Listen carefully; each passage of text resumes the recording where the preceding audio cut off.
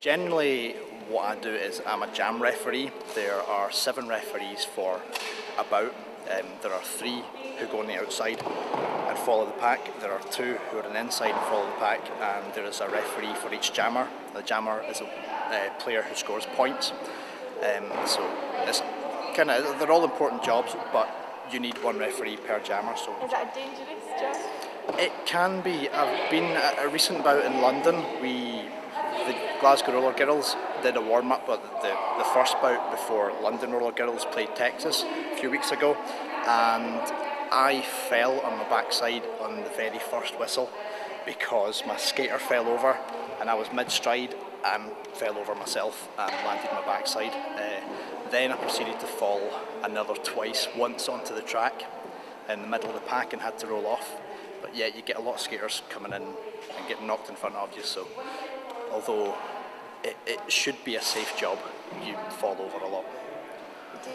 How often do you train? We train as often as they train, as often as we can make it.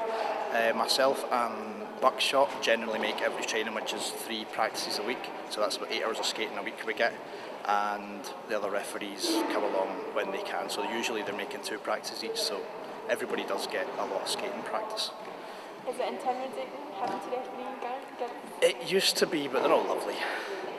They're all really nice. They don't mind anymore when you send them off. It's just when you're sending off players from your own league, generally they trust your decision a little bit more. And skaters from other leagues, when you send them off, sometimes they don't trust you as much as they trust their own referees, so they can get a little bit annoyed, but it's fine. Usually if they said something, they apologise afterwards, and yeah, it's not intimidating at all. It is at the very, very start when you don't know them, but once you get used to it, they're all lovely. What would you think would make to keep that? Oh yeah, definitely. I mean, before I started roller skating first time ever in February last year, and I wasn't really all that fit, to the point where the first time I tried the jam ref, a jam lasts 2 minutes. The first time I tried the jam ref, the second jam, I was totally exhausted, and on Sunday I did 2 full games as jam ref and was completely fine afterwards, and would have been happy to do a third or a fourth. So yeah, it does get you really fit without you even noticing, because you're on wheels and you think that, well, wheels make it easy. It does, but you do a lot more work than you think, and you do get really fit. Are there any names? There are.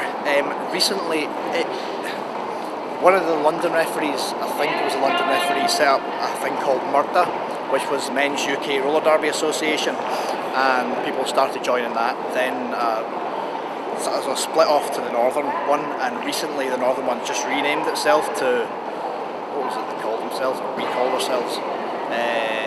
Nerds, I think it was. I think it was North England Roller Derby and Scotland.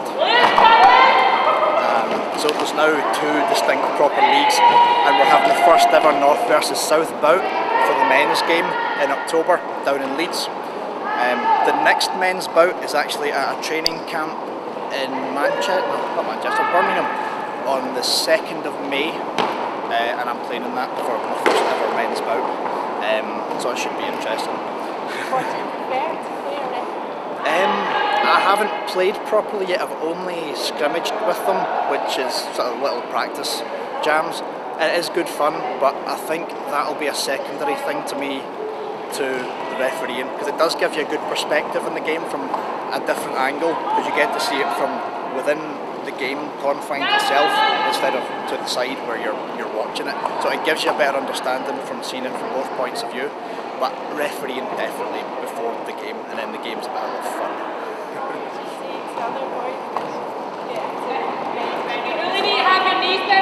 Yeah, they should definitely give it a go. There's a lot, if they don't want to skate, we've got positions called NSOs, which are non-skating officials, and they're just as important, because they're the people that you hand off the points or the penalties to. They're the ones who time the people in the penalty box. They're the ones that start and stop the game. They keep the scores updated and everything, so even if they don't want to skate, yeah, they should definitely come along and have a go, have a chat with us. There's lots of things that they could do and assist with.